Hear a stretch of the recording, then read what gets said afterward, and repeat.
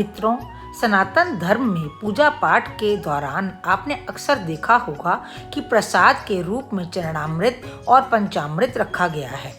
लेकिन बहुत ही कम लोग जानते होंगे कि चरणामृत और पंचामृत में क्या अंतर है, दोनों की क्या धार्मिक मान्यता है।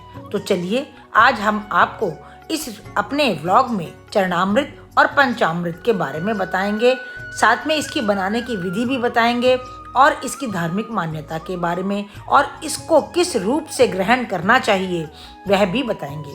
लेकिन मित्रों, आगे बढ़ने से पहले आपसे प्रार्थना है कि यदि आपने हमारा चैनल अभी तक सब्सक्राइब नहीं किया है तो जल्दी ही कर दें, और आपको हमारे व्लॉग यदि पसंद आ रहे हैं तो इसे अपने मित्रों और परिवारजनों के बीच में शेयर करना बिल्कुल मत भूलिएगा।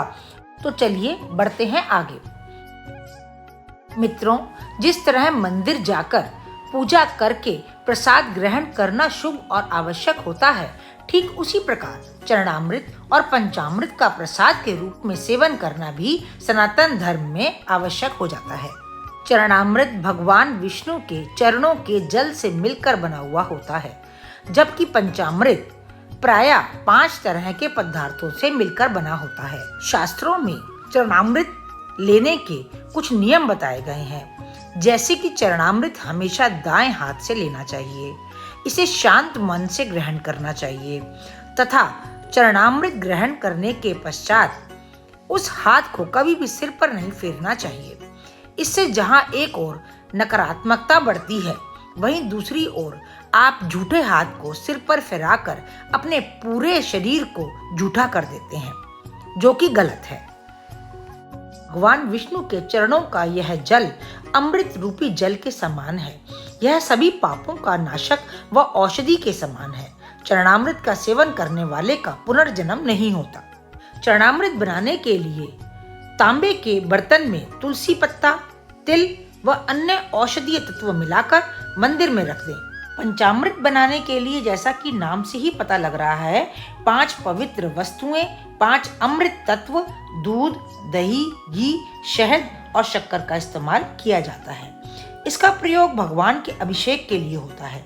पंचामृत के भी कई शारीरिक लाभ हैं। दूध को चूंकि शुभता का प्रतीक माना गया है, इसलिए इसका यह अर्थ होता है कि हमारा जीवन दूध की भांति ही निष्कलंक होना चाहिए। दही, पंचामृत में दही डालने का अर्थ है कि हम निष्कलंक होकर सद्गुणों को अपनाएं और दूसरों को भी ऐसा ही करने की सलाह दें। घी को स्नेह का प्रतीक माना गया है। इसे पंचामृत में शामिल करने का अर्थ है कि सभी के साथ हमारा प्रेम युक्त संबंध बना रहे। शहद चूंकि मीठा होता है और यह शक्तिशाली होने का भी प्रतीक है। इसका अर्थ है कि जीवन में हमें निर्बल की जगह शक्तिशाली बनना चाहिए।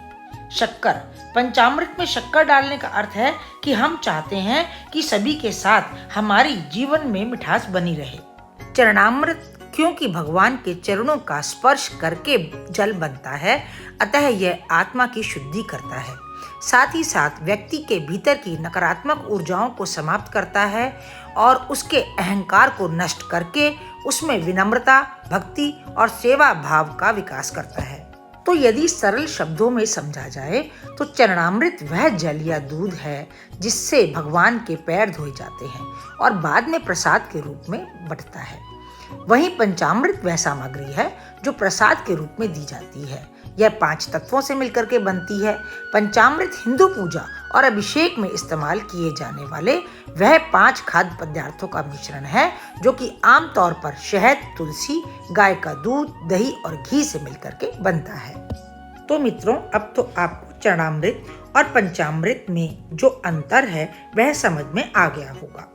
लेकिन मित्रों, आप आज का व्लॉग समाप्त करने से पहले हमारी आपसे प्रार्थना है कि नीचे दिए हुए लाइक, शेयर और सब्सक्राइब के बटन को जरूर दबा दें, और यदि आप हमसे कुछ कहना चाहते हैं तो कमेंट बॉक्स में कमेंट करके जरूर लिखें। हमें आपके कमेंट्स का इंतजार रहेगा। तो मिलते हैं अगले व्लॉग में, तब तक के लिए राम राम।